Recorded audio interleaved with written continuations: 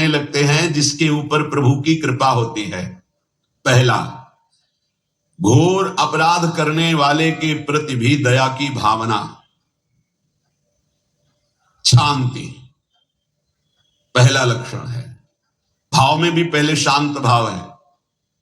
हमारे ऊपर श्री हरिजू की कृपा है, इसकी पहचान ये 8 लक्षण। पहला शांति, अर्थात घोर अपराधी के प्रति भी गुस्सा ना आना, क्षमा करना, यह हरि की कृपा का लक्षण है।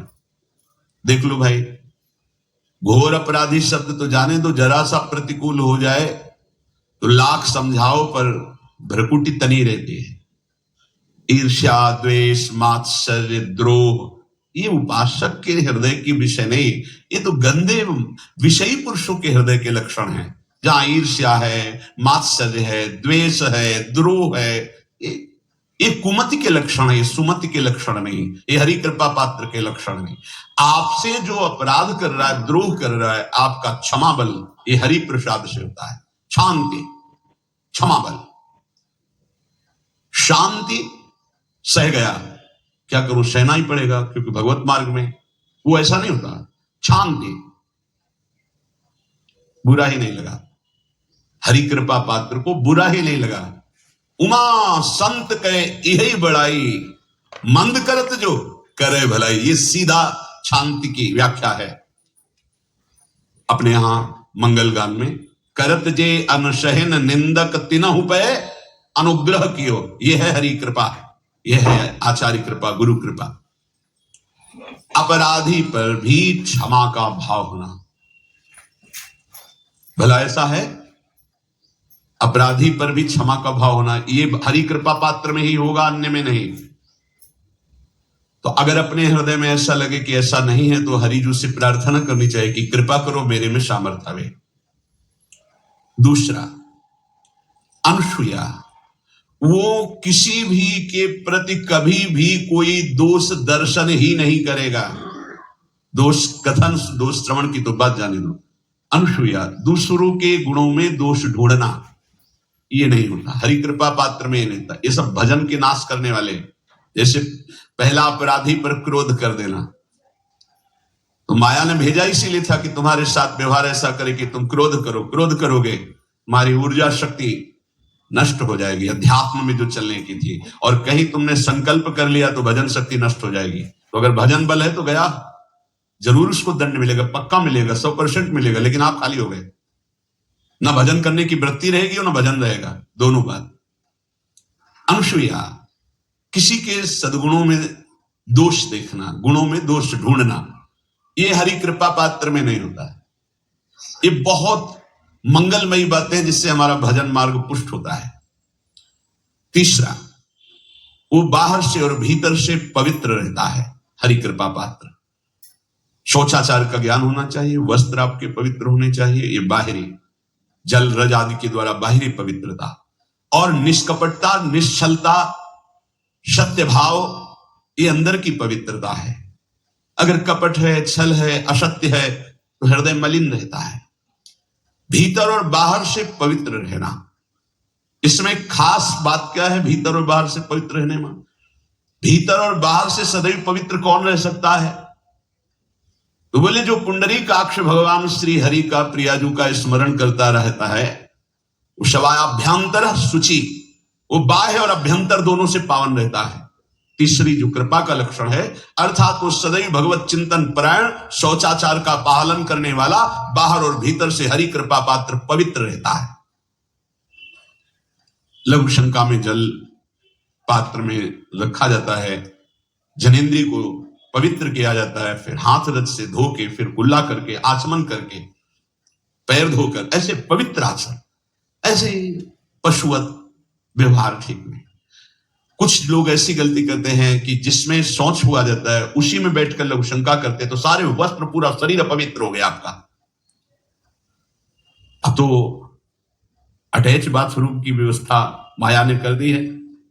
हमें लगता है कि शौचालय अलग होना चाहिए और स्नान गृह अलग होना चाहिए, थोड़ा ही चाहे भेद हो, अंतराय होना चाहिए पवित्रता के लिए। अब ये शौचालय है, यही स्नान करना है, यही लघु शंका करनी है, तो पवित्रता का निर्वाह नहीं होता था। यदि जिस उस जगह आप शौच करते हैं, जो बैठकर उसी पे बैठ के लघु शंका करते हैं, तो आपको पूरा वस्त्र सहित स्नान करना चाहिए पवित्रता के, तभी बुद्धि भ्रष्ट हो जाती है। आपको मंत्र का निरंतर चलना ये कठिन पड़ जाएगा। पवित्रता का निर्वाह करो। देह राग मिटने के बाद एक स्थिति आती है, अवधूत स्थिति, उसमें फिर शरीर की पवित्रता का कोई संबंध नहीं रह जाता। पर अभी तो संबंध है ना देह भाव से, तो बहुत हो से लघु शंका ऐसे करें कि आपके पैरों में वस्त्रों में छिट्टी ना पड़े, पवित्र रहे। हर समय हमें पवित्र मंत्र जपना है, नाम जपना है, श्री की सेवा में रहना है। बहुत जल्दीबाजी खड़े खड़े लघु शंका की छिट्टी आप पढ़ रहे बस ऐसे चल दिए, वो पशुवत आचरण भगवत मार्ग में नहीं चल पाओगे। वो अंदर तुम्हारे व्याकुलता पैदा करता रहेगा, भोगों की, संसार की। शौचाचार का बहुत बड़ा फल है, शरीर राग छूट जाएगा। ये बात समझ लो, शरीर राग छूट जाएगा। शरीर संबंधी पवित्रता शरीर राग छुड़ा देती है, आंतरिक रहस्य है ये। चौथा, ऐसे कार्यों का अनुष्ठान न करें जिनमें हमारा भजन छूटता है, जिनमें सत्य छूटता है, जिनमें भगवत भाव छूटता है। जैसे आपके ऊपर कृपा हुई, आप भगवत मार्ग में चल रहे हैं, अब आप ऐसे संसारिक कार्यों का अनुष्ठान कर रहे हैं जिनमें आपकी चित्त वृत्ति बिल्कुल भगवत विमुख हो रही, तो जीवन का लाभ क्या होगा? लाभ तो है भगवत स्मरण से। इसी की मानो टीका है, छठदम शील विरत बहु कर्मा, निरत निरंतर सज्जन धर्मा। शीलवान और ऐसे कर्मों से विरत जिनसे भगवत विस्मरण होता है, जो सज्जन पुरुषों के द्वारा धर्मानुष्ठान होते हुए उन्हीं का अनुष्ठान ऐसे कर्मों में ना जाए जिससे भगवत विस्मरण होता है। कल एक ने प्रश्न किया कि मैं खाता तो नहीं लेकिन मांस की दुकान में मांस बेचता हूं, होटल है, क्या उचित है? ये उचित कैसे हो सकता है? तुम और भी तो व्यापार कर सकते हो। जरूरी है धर्म का पालन करने की इच्छा करते हो, धर्म आचरण करते हो, ऐसा नहीं। तो विरत बहुकर्मा, उन कर्मों से हमें विरत रहना है जो हमारे धर्म के विरुद्ध है, जो भजन के विरुद्ध है। हरि कृपा पात्र ऐसे कर्मों का अनुष्ठान कर ही नहीं सकता। और शारीरिक श्रम इतना जिससे हमारे भजन का तार ना टूटे। जब भजन का अभ्यास किया जाता है तो हर कार्य को सुचारू रूप से करते हुए एकाग्रता भजन में रखी जाती है। हम वो कार्य जल्दी से कर ही नहीं सकते जिसमें भजन छूट जाए और कार्य पूरा हो। नहीं, हम कार्य करेंगे, हमें छोड़ दीजिए, हम अपने चिंतन से युक्त होते ही बिल्कुल कार्य करेंगे। जैसे कई साधक हैं, उपासक हैं, बड़े अच्छे उपासक हैं, उनको आप कार्य दीजिए कि आप पानी गर्म कर दीजिए, पात्र बहुत सुंदर साफ होगा, पानी बहुत गर्म, लेकिन आप कह दीजिए कि 5 मिनट में गर्म करके ले, तो उनसे असंभव नहीं होगा, छोड़ दीजिए उनको। वो मतलब ऐसा कार्य करेंगे प्रशंसनीय, पर वो समय से, उनका एक सिद्धांत है, बहुत अच्छा लगता है। और अपने को पता है इससे जल्दीबाजी नहीं होगी। पात्र मार्जन करना है, छोड़ दीजिए, आप उसको टोकिएगा नहीं, आप जल्दी मान के, उससे नहीं होने वाला। वो तनिक भी दोष नहीं रहने देगा पात्रों में, पर समय दीजिए, आराम आराम शुक्र। हमें अच्छा लगता है। भगवत चिंतन परायण उपासक की यही वृत्ति होती है। पोछा लगाना है, बिल्कुल बढ़िया लगेगा, लेकिन आपको सर से घुमाते हुए ऐसा नहीं होगा। आप छोड़िए और जाइए, हटिए, और वो अपने ढंग से लगाएगा और एकदम क्लीन करके। यही उपासक का लक्षण होता है। जो कार्य करेगा सांगोपांग करेगा, पर वो बहुत मस्ती से होगा क्योंकि उसका भगवत चिंतन चल रहा है। अधिक ऐसे जिससे हमारा चिंतन छूट जाए, थोड़ा संयम में आना चाहिए। ये भगवत कृपा पात्र का लक्षण है। अपने भजन का फल देखना भगवत कृपा पात्र की, सबको प्रदान कर देना। हिम्मत है अपने भजन, इतनी मेहनत से किया हुआ भजन, भजन होने के बाद हे प्रभु इस भजन का फल हो, सर्वे भवन्तु सुखिना सर्वे सन्तु निरामयः। यहां तो कहते महाराज एक माला रोज आपके लिए करता हूं कि आपकी बीमारी ठीक रहे, तो शेष किसके लिए करते हो प्रभु? शेष अगर इष्ट और गुरु के लिए तुम्हारा है कि एक माला करते तो फिर इतनी माला करते तो हमें क्या होगा? सब आपको दे देंगे तो हमें क्या होगा? तभी भजन का रहस्य नहीं जाना।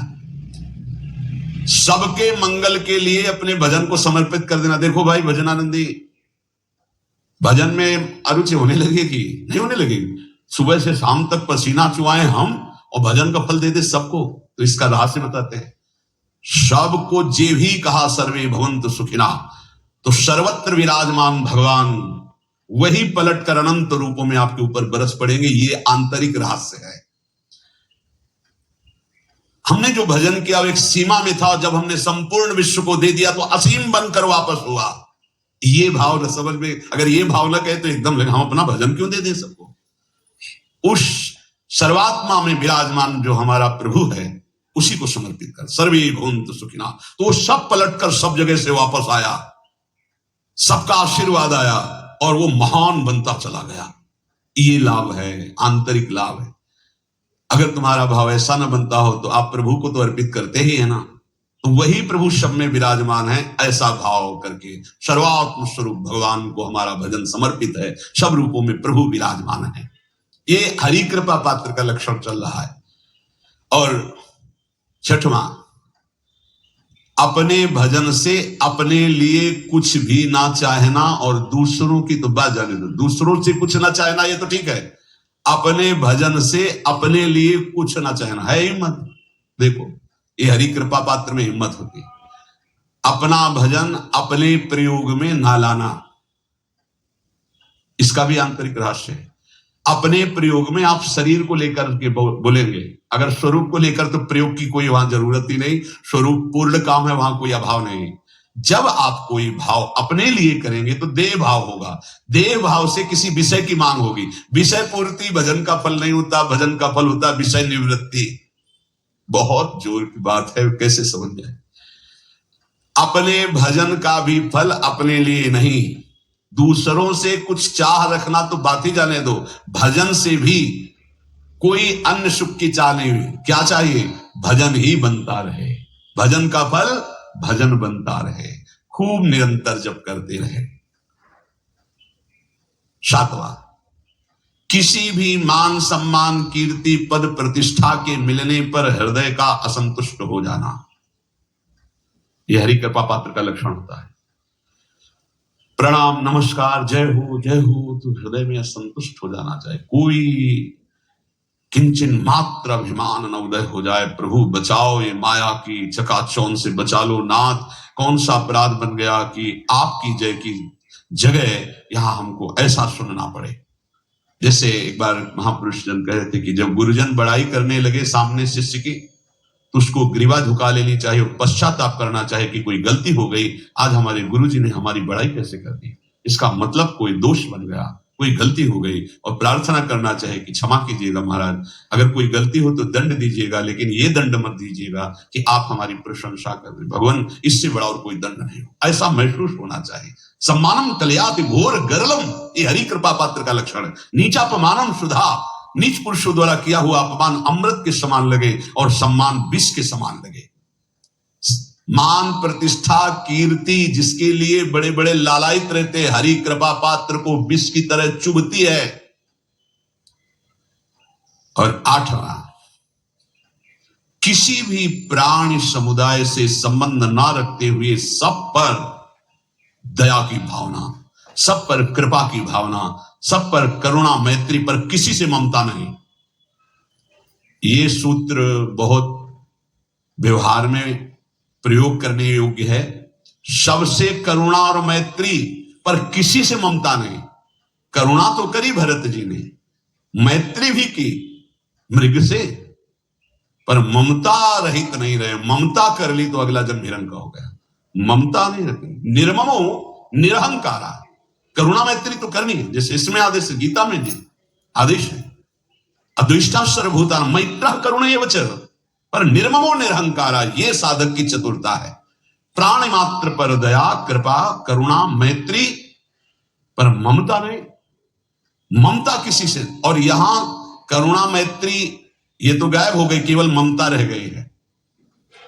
अपने शरीर से ममता, शरीर संबंधियों से ममता, विषय भोगों से ममता, यही जहर है। संबंध में ये ममता ही जहर है, विचारों में अहंकार जहर है, कर्मों में ये आसक्ति जहर है। इसी जहर को मिटा दे तो जीवन मुक्त महापुरुष कर्म करते हुए, विषय सेवन करते हुए, वार्ता करते हुए, विचार करते हुए, बिल्कुल जहर रहित तो उसका जीवन हो गया। कृपा पात्र में होती, इनको बार बार सुनना, हृदय में धारण करना।